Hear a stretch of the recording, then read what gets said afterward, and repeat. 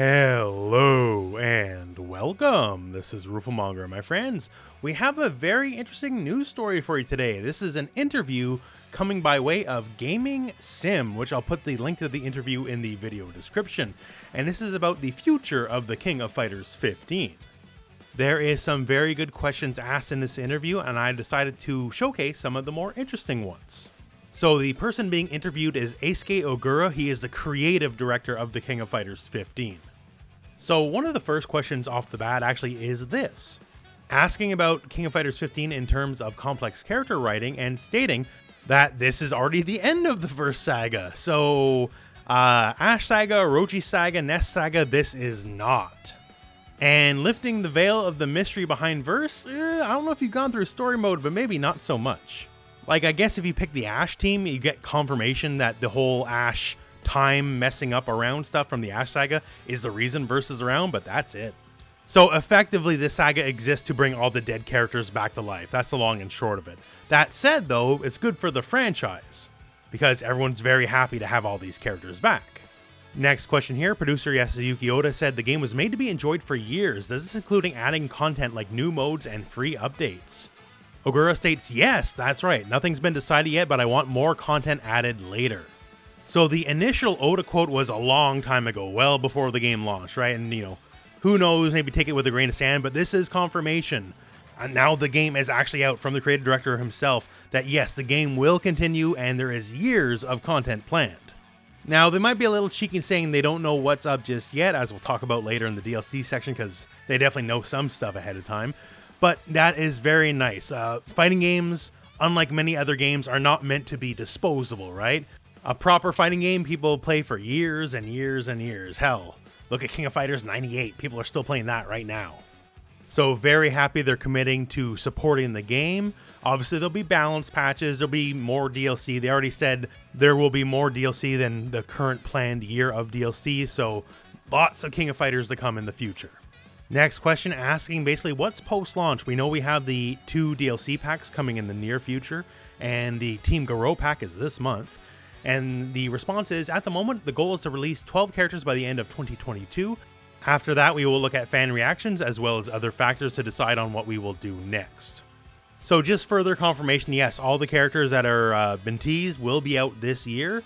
Our first 2 teams will be out in March and May. That's Team Garo and Team Southtown. And the other 6 characters will be out sometime before the end of the year.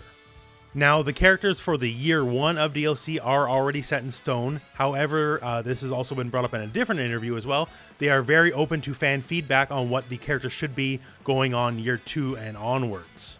Even though there's 39 characters at launch and there's 12 more characters coming, there's still a lot of characters that didn't make the cut. And some people feel very strongly about those characters and are really hoping that they can make it into the game at some point. So year 1 might be in the bag already, and I know it seems weird to say that because we're so early on in the game's life, but year 2 and beyond, they are listening, and hopefully the correct characters make it in. Next question asking about more paid DLC costumes, and I find this one a bit weird because they said there is no plans for DLC costumes in the future. We have the classic Leona one and the Mark of the Wolves Terry one, and they're both fantastic. They're great. I love them. And I feel like it's free money, basically, to take more costumes into the game. How about Nest Kyo and Classic Iori? Classic Ash Crimson, Mr. Karate Ryo. Like, these are all ideas, and of course you can do all new stuff as well.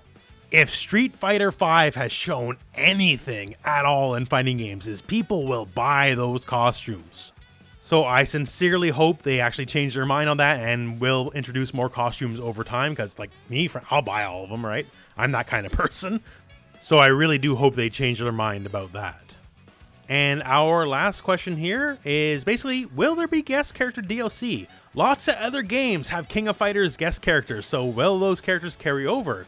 And they say the answer here is crossovers are great fun. I would love to see more of them join the fight. Now, it's hard to tell over writing, I guess, but I feel that's with a wink and a nod, because you could just as easily say no, but maybe that's what that year 2 DLC will be. Maybe just getting teams in with other guest characters, like here's the guest character team, it's Ryu, Heihachi, and Kasumi from Dead or Alive. Like, honestly, when everything got announced for King of Fighters 15, I just thought there was going to be a lot of guest characters in the game just really right off the bat, honestly, because, you know, there's a lot of debts to call in for guest characters across a lot of franchises. I think it would just be really fun to see how a lot of characters work in the King of Fighters mold. Now, once again, the Year 1 DLC is indeed spoken for, so it's not happening this year, but in the future, I guess there could be some very interesting things that could happen. So that's the main thrust of the questions from the interview. Once again, check the video description as the full interview will be there. Also, we got some other stuff. So we have this from Crispy Kaiser, who is the community manager over at SNK. Now, yes, overall King of Fighters 15 did have a very strong launch, although it's not perfect. Let's just admit it, right? It's not perfect, right? And yes, SNK is aware and they are looking into the issues. And so, therefore, they are looking into quite a lot of these. Specifically, one-sided rollback, lag spikes, the fair play score issues, matchmaking issues, which is a big one, general crashes, visual issues on PC, and keyboard problems. And yes, naturally, of course, they are looking at character balance as well. For me, some of the big ones, matchmaking. Matchmaking can be a little janky at times. Like, there's definitely people playing, and if you go into training mode matchmaking, you can get matches super quick, but if you do it through regular matchmaking, it can be really slow. I feel like somewhere there's a couple of wires getting crossed, something like that. So hopefully that's easily fixed. And if you are having troubles, try doing matchmaking through training mode. It's much easier and faster. Talking about visual issues on PC, I have noticed myself a lot of screen tearing issues. I have been playing on PC and on PS5, and overall the PS5 version looks way better than the PC version. And those screen tearing issues are no small part of it. And as for balance, I hope they take a light touch early on, maybe take the hammer to people later if it's a consistent problem. But someone like Ralph doesn't deserve the hammer. It's been a while since Ralph's been good. Let him have a chance to breathe. Don't come calling for his head just yet and crippling the character. It's a bit early on in the game's life for something like that. But yeah, between the interview, between that community post on Steam forums, and just a bunch of other stuff, SNK is definitely listening. They are very aware of what's going on and are here to support the community. Overall, I gotta say, a lot of goodwill, You know, if you're not aware of the greater FGC news, like this whole Capcom tournament kerfluffle with a bunch of like weird rules and all that kind of stuff, the SNK esports rules is if you have a tournament with 16 or more people, we'll just give you a little bit of money to add to the pot. That's it.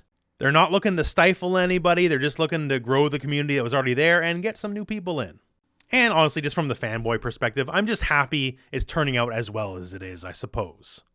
Anyways, we're at the end of the video, so thank you very much for watching. Hope this video has found you well, and go out and play some King of Fighters.